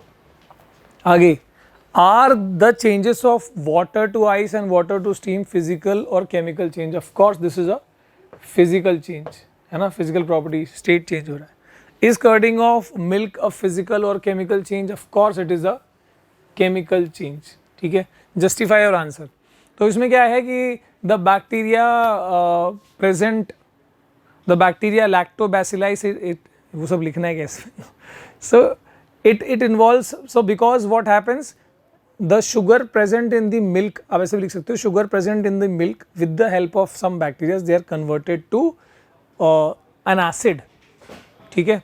लैक्टोज जो होता है वो लैक्टिक एसिड में कन्वर्ट होता है, sugar is converted to acid and this is completely a chemical change, ठीक है, which involves chemical reaction, hence ये उसका एक्सप्लेनेशन हो सकता है। आगे, natural factors such as wind, rain, etc. help in the formation of soil from rock. So natural factors such as wind, rain, etc. helps in formation of soil from rock. हाँ sir, is this is a physical change, ये तो हमने पढ़ा ही ना। and क्यों? क्योंकि इसमें कोई chemical reaction involved नहीं है, ठीक है। read the following story title eco friendly पृथ्वी, तो यहाँ पर और फिर जो हमको दिया है उसमें हमको करेक्ट चेक करना है। तो Prithvi is preparing a meal in the kitchen, he chops vegetable, peels potatoes and cuts fruits.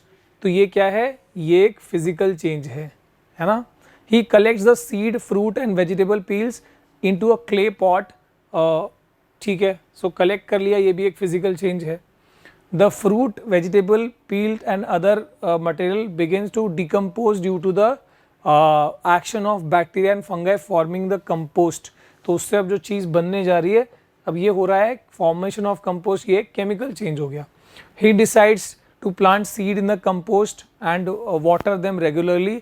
After a few days he notices that this seed begin to germinate and small plant starts to grow, eventually blooming flowers into colourful flowers, है ना। Blooming and colourful flowers यहाँ पे होने लगे।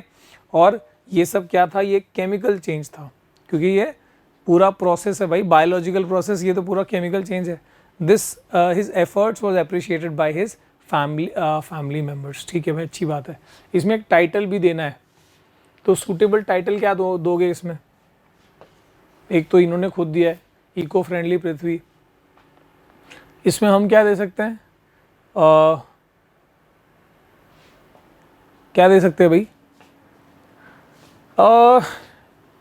Close to nature, near to nature. मैं तो लिखूंगा near to nature, भाई नेचर के पास, नेचर नहीं, नेचर से बना रहे हैं हम, सब चीज़ें हो रही है, ठीक है। Changes, some changes are given below. अब इसको ए बी सी, ए क्या है, ए वो वाले हैं जो केमिकल चेंज होंगे।